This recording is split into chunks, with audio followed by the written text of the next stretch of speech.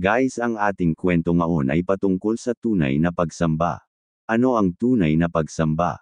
Inilarawan ni Apostol Pablo ang tunay na pagsamba sa Roma Kapitulo 12 versikulo 1 hanggang 2. Kaya nga, mga kapatid, alang-alang sa masaganang habag ng Diyos sa atin, ako'y namamanhik sa inyo, ayalin ninyo ang inyong sarili bilang handog na buhay, banal at kalugod-lugod sa Kanya.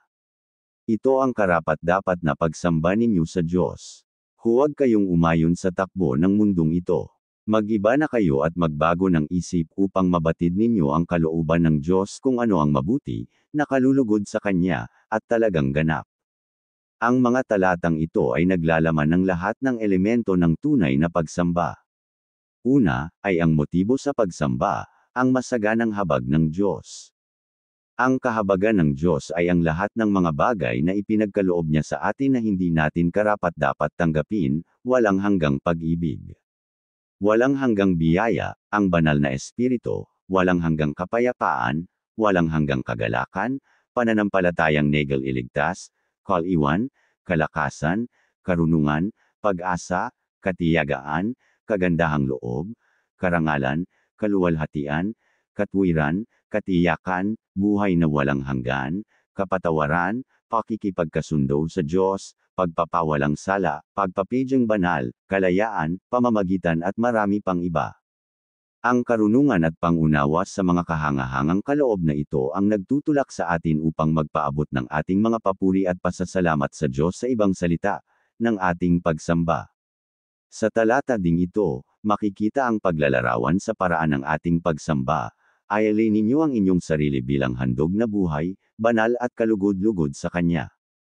Ang pag-aalay ng ating mga katawan bilang handog na buhay ay nangangahulugan ng pagbibigay natin ng lahat-lahat sa ating buhay. Ang pagtukoy dito sa ating katawan ay nangangahulugan na lahat ng sangkap ng ating katawan at ng ating buong pagkatao, ang ating puso, isip, mga kamay, pag-iisip, pag-uugali ay dapat na ihandog sa Diyos. Sa ibang salita, dapat nating ipaubaya sa Diyos ang pagkontrol sa lahat ng mga bagay na ito at ihandog ang lahat ng ito sa Kanya, gaya ng isang literal na handog sa altar sa templo.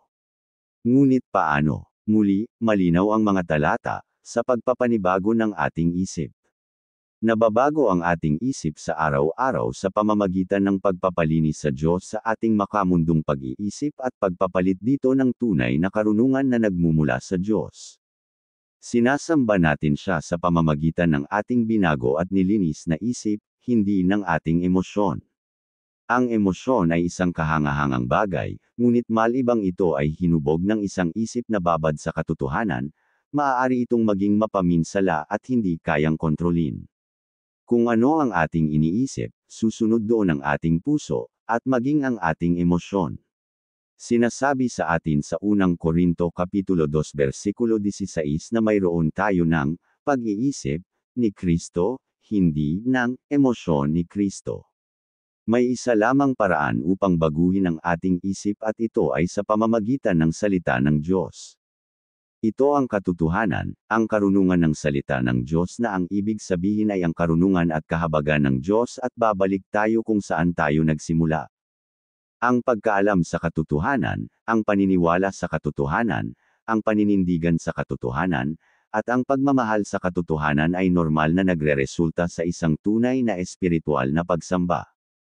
Ang conviction ay sinusundan ng pagmamahal, ang pagmamahal ay pagtugon sa katotohanan, hindi sa panlabas na dahilan, halimbawa ay dahil sa musika. Walang kinalaman ang musika sa pagsamba. Hindi makalilikha ang musika ng pagsamba, bagamat maaari itong lumikha ng emosyon. Hindi ang musika ang pinanggalingan ng pagsamba, ngunit maaari itong maging ekspresyon ng pagsamba. Huwag tayong aasa sa musika upang magganyak sa atin sa pagsamba. Ituring natin ang musika bilang isang simpleng ekspresyon na itinutulak ng isang pusong nilunod ng mga kahabagan ng Diyos, na masunurin sa Kanyang mga utos. Ang tunay na pagsamba ay pagsamba na nakasentro sa Diyos. Masyadong pinahahalagahan ngayon ng mga tao ang lugar kung saan sila sasamba, ano ang kanilang kakantahin sa pagsamba, at kung ano ang iisipin ng mga tao sa kanilang pagsamba. Ang pagtuon ng pansin sa mga bagay na ito ay kawalan ng pagpapahalaga sa kahulugan ng tunay na pagsamba. Sinabi ni Jesus na ang tunay na mananamba ay sumasamba sa Diyos sa Espiritu at katotohanan, Juan Kapitulo 4 versikulo 24. Nangangahulugan ito na ang pagsamba ay dapat na nagmumula sa puso at naaayon sa disenyo ng Diyos. Maaaring kasama sa pagsamba ang pananalangin, pagbabasa ng salita ng Diyos na may bukas na puso, pag-awit, pakikibahagi sa huling hapunan at paglilingkod sa iba. Hindi ito limitado sa isang aksyon, ngunit ginagawa nito ng maayos kung tama ang puso at isip ng tao. Mahalaga ring malaman na ang pagsamba ay para lamang sa Diyos, siya lamang ang karapat-dapat at hindi ang sinuman sa kanyang mga lingkod, Pahayag Kapitulo 19 versikulo 10.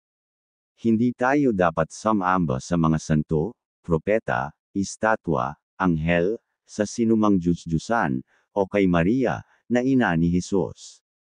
Hindi rin tayo dapat sumamba dahil may inaasahan tayong kapalit gaya ng kagalingan sa karamdaman. Ang pagsamba ay ginagawa para sa Diyos dahil siya lamang ang nararapat at para lamang sa kanyang kasiyahan. Maaaring ang pagsamba ay pagpupuri sa Diyos sa publiko, Awit Kapitulo 22 versikulo 22. 35:18, kasama ng isang kongregasyon kung saan maaari nating ipahayag sa pamamagitan ng panalangin ang ating pasasalamat sa Kanya dahil sa Kanyang ginawa sa atin. Ang tunay na pagsamba ay dinarama sa kalooban at inihahayag sa pamamagitan ng ating mga gawa. Ang pagsamba bilang obligasyon ay hindi kalugod-lugod sa Diyos at walang kabuluhan. Nakikita niya ang lahat ng pagpapaimbabaw at kinamumuhian niya ito. Ipinakita niya ito sa Amos Kapitulo 5 versikulo 21 hanggang 24 habang ipinahahayag niya ang nalalapit na paghatol ng Diyos. Ang isa pang halimbawa ay ang kwento tungkol kay Cain at Abel, ang mga unang anak nina Adan at Eva. Pareho silang nagdala ng kanilang handog sa Diyos ngunit nasiyahan lamang ang Diyos sa handog ni Abel. Nagdala si Cain ng handog bilang isang obligasyon, samantalang dinala ni Abel ang pinakamagandang mga tupa mula sa kanyang kawan bilang handog dahil sa kanyang pananampalataya at pagsamba sa Diyos.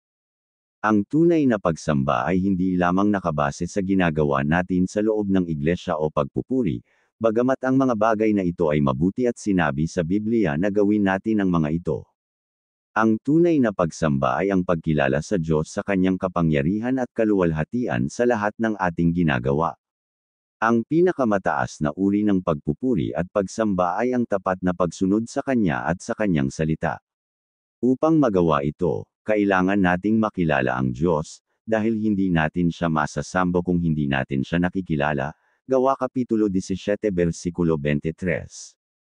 Ang pagsamba ay ang pagluwalhati at pagbubunyi sa Diyos upang ipakita ang ating katapatan at paghanga sa ating Ama. Guys, pasuporta naman ng YouTube channel ko, huwag kalimutan mag-subscribe, like, share. Maraming salamat po. God bless you all.